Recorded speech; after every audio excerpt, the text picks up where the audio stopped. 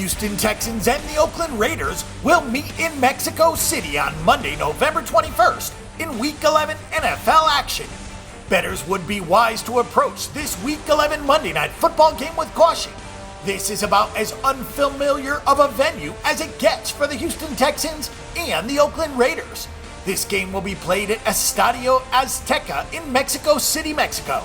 Many people are not aware of this, but Mexico City sits at 7,382 feet above sea level, which is higher than even the Denver Broncos Stadium in Colorado.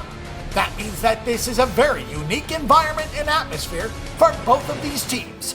This is the first game to be played in Mexico in 11 years. The Houston Texans are 6-3 straight up and 5-3-1 against the spread.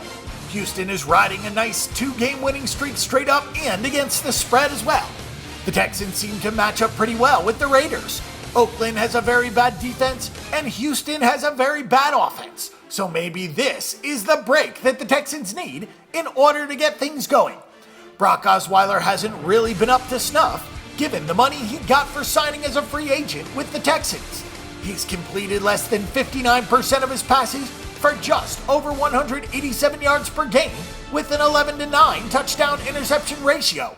Only the Jets and the 49ers have a lower completion percentage as a team than the Texans. Lamar Miller has been a strong pickup, however, and he's rushed for 4.3 yards per carry on 168 tries.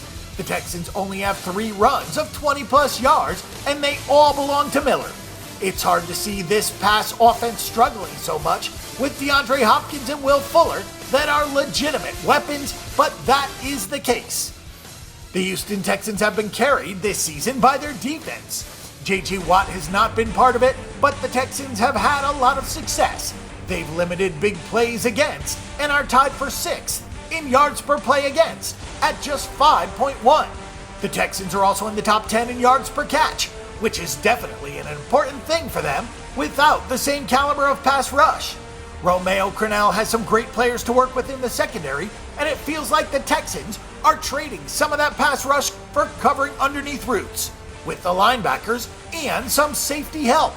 Considering the Texans are 26th in defensive starting field position, the fact that they've only allowed 1.68 points per drive is quite good.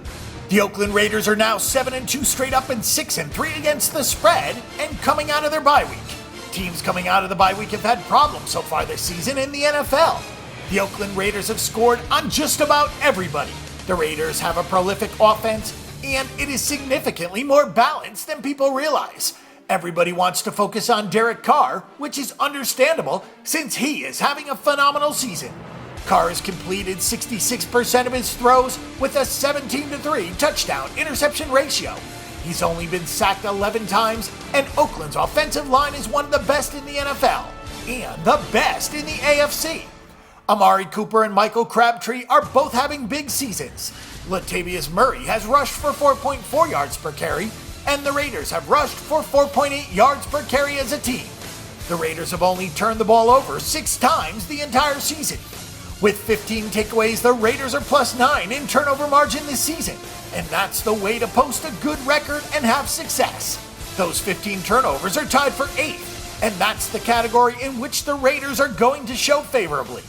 Oakland's defense, however, is extremely bad.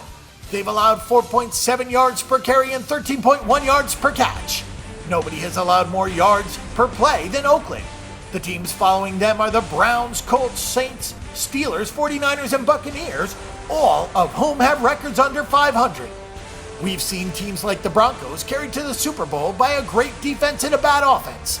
Maybe the Raiders are the team that will buck that trend by being a great offense and a bad defense. The Oakland Raiders are in a pretty good situation here. They are facing an offense that will have a hard time exploiting their bad defense, and they are coming off their bye week. Sometimes the bye week can be a detriment to teams that are playing well, however. For the Raiders, because this game is in such a unique venue, the bye week will probably help a little more than it would otherwise. The Texans do bring one of the better defenses that the Raiders have seen this season, but Houston still needs to score points of its own. For our pick and prediction on this game and every other game this week, and a wealth of free stats and information, check out bangthebook.com.